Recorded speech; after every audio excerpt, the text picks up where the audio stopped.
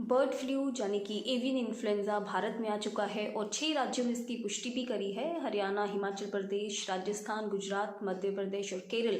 बहुत सारे पंछी मारे जा चुके हैं, मर गए हैं इन्फ्लुएंजा के कारण। और बहुत सारे जो हैं वो जो सस्पेक्टेड बर्ड्स हैं उनको कल भी किया जा रहा है, जो कि बहुत ही एक दर्दनाक सीन लगता है कि जो भी सस्पेक्टेड है उसे कलिंग करना कहीं ना कहीं पर सॉफ्ट कॉर्नर होता है हमारा पशु पंछियों के प्रति, तो एक दुख भी होता है।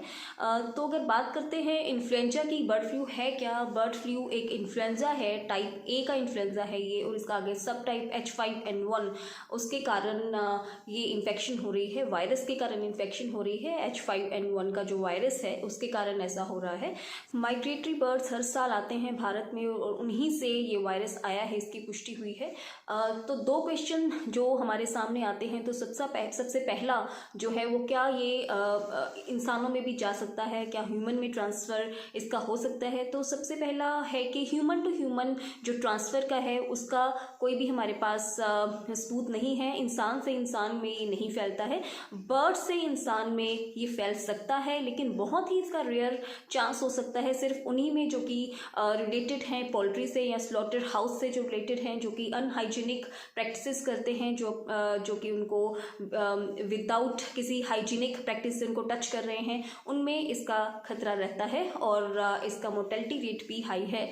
तो लेकिन एक इंसान से दूसरे में ट्रांसफ़र ये वायरस नहीं होता है, जो इन्फ्लुएंजा का वायरस है वो ऐसे ट्रांसफ़र नहीं होता है।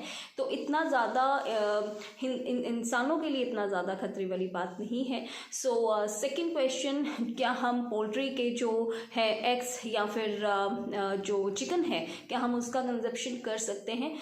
तो इसका है कि यस, अगर आप WHO के भी अनुसार ये 60 to 70 डिग्री सेंटीग्रेड पर वायरस डेड हो जाता है। तो अगर आप अच्छे से कुक करते हैं एग्स को, आप रॉ एग, कच्चा अंडा या फिर हाफ बॉइल्ड एग मत दीजिए, और उसको आप अच्छे से अगर पका के लेते हैं तो ये अगर इन्फेक्टेड हुआ भी, वो एग या चिकन इन्फेक्टेड भी हुआ तो वो वायरस डेड हो जाएगा। और चिकन भी आप बिल्कुल उसे पकाकर अच्छे से वो आप अगर खाते हैं तो आपको इन्फेक्शन होने का कोई भी चांस नहीं रहता है। और कोरोना ने एक बात तो हमें सिखाई है, कोरोना से हम ये जान चुके हैं कि कैसे अपने हैंड को बार बार सैनिटाइज करना है, कैसे जो हाइजीनिक प्रैक्टिसेस हैं वो कैसे मेंटेन करनी है। हम बहुत ज़्यादा 2020 में हम बहुत ज़्यादा हाइजीनिक हुए हैं। एक तो अच्छा सबक जो कोरोना हमें सिखा के गया है, not for only for the bird flu या ये कोरोना का जो काल अभी तक चल रहा है उसके लिए नहीं, बट आने वाले सालों में पता नहीं कौन कौन सी इन्फेक्शंस और आने वाली हैं, क्योंकि हमने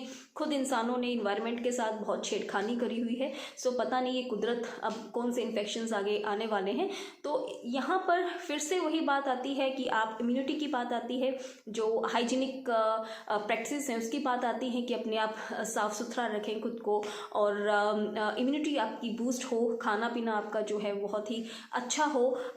तो फिर से भारतीय संस्कृति की ओर जाना पड़ सकता है। भारत की फिर से वही अदरक और तुलसी की चाय और साथ में जो टर्मरिक लैटे के नाम से बहुत फेमस हो रहा है आजकल। टर्मरिक लैटे वही है, हल्दी वाला दूध ही है, लेकिन आजकल इसका नाम जो है वेस्टर्नाइज कर दिया गया है। तो वेस्टर्न कंट्रीज़ भी भारत की ओर ही देख रही हैं, भारत की संस्कृति को ही अपना रही हैं। भारत में जो भी त्यौहार हैं, व्रत है, उनका रिलेशन हमेशा से हमारे भोजन के साथ रहा है, और भोजन का जो रिलेशन है वो हमेशा से हमारी हेल्थ के साथ रहा है। तो वही संस्कृति को अपनाना है, वही अपनी जड़ों को अपनाना है। Thank you so much.